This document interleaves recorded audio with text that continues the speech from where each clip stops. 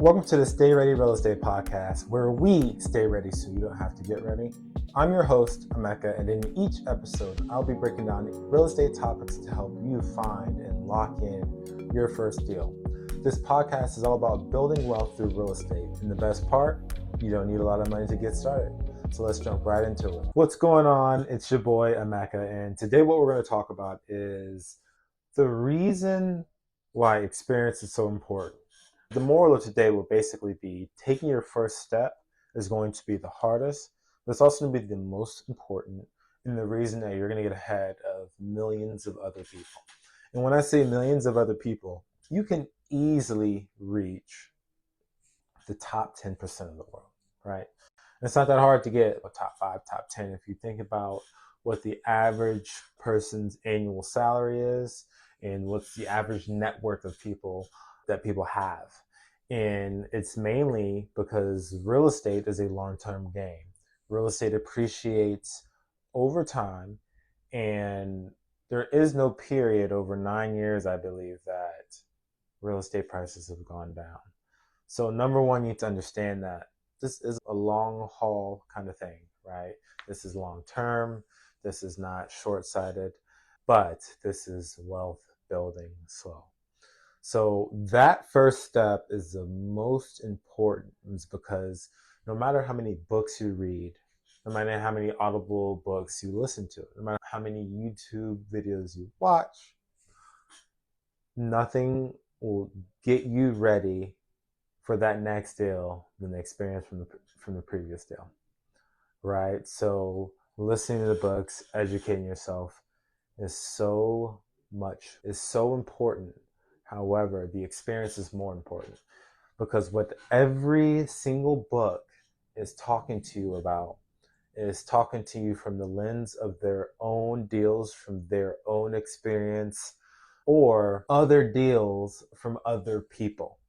So with that being said, those other people or the author of the book that you've read, they're talking from their own experience, and their experience is based off what was happening in their local environment or wherever they were investing at the time that they were investing. And the reason that is so important is because what you experience in your first deal will be different, because the time that the deal was done, the environment that it was in, most likely the location it was in. It wasn't done at the exact same time as the book you read. So what I'm saying is you got to take everything that you've read and learned and all the history books you even watch, listen to, whatever, take it with a grain of salt, right? When it comes to real estate investing, because everyone is talking from their own experience, which will be good information, great information to take from, great insights to read, great lessons to learn from. But there will always be not only lessons to learn from other people, but the lessons you learn the hardest are from yourself. And those are the ones that stick the longest, because you're going to try something, you're going to have your own flavor, and it's going to make you money or it's going to burn you, right? You're going to try to go for a heavy lift, and it became heavier that you weren't really prepared for, and then you go in debt, right? So your experience is going to be huge, and you can only do that if you take your first step. And I want to segue this podcast to my experience. So I am from Austin, Texas. I moved to Kansas for college, lived there after college, bought my first deal in Raytown, Missouri, and so forth and so forth. But the reality is, and even till this day, honestly, is whenever I got into real estate, I got into it to make cash flow, to do my own thing. And then as I got into real estate, I did a flip, or I did a rental, then I did a flip, then did a short-term rental, then a long-term rental. I haven't really figured out exactly what I wanted yet. And because of that, I'm missing out on sticking to a niche, whatever you want to say, and reaping the benefits of being experienced in that niche. But because I took my first step, and because I had the courage to be brave and take on the risk that comes with it, right? I now know what I don't want to do. I now know what not to do. I now know, even though I want to get into development, that's 100% sure. I still need to niche into development. So I now know with the experience that I've had investing in Missouri that I don't want to do small town, long-term rental that is not in an A class or B class school district. Because if I don't have that, I'm going to deal with late fees unless I get a nice property manager. Right? I'm just telling you these things based off my experience. That's what I see. And like the book scenario I gave you where they're talking from their experience, I'm talking from my experience at this point. So take everything with a grain of salt and understand that your experience will always be different. And because what you go through, what your buy criteria is going to come down to, it's going to change from what I think. It's going to be solely based off you. So that first step is oh so important because it's going to jumpstart your brain, your career, your side hustle, your wealth. It's going to help you define exactly what you want, why, how you're going to get there. And it's going to take time, right? I've narrowed down my buy criteria. I pretty much know what I want.